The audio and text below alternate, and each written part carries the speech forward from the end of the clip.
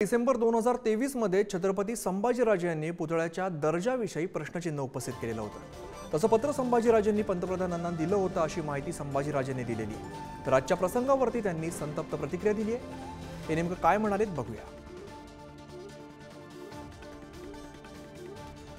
मुळातच शिल्पशास्त्रास अनुसरून नसलेला पुतळा बदलावा ही मागणी आमची पंतप्रधानांकडे होती।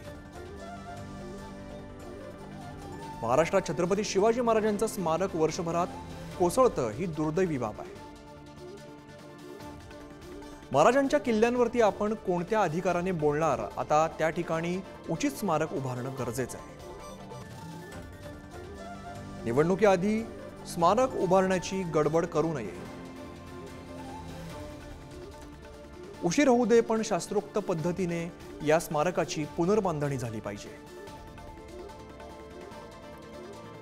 12 डिसेंबर 2023 रोजी पंतप्रधान नरेंद्र मोदी यांना पत्र दिल्याचा संभाजीराजेंनी माहिती दिलेली आहे।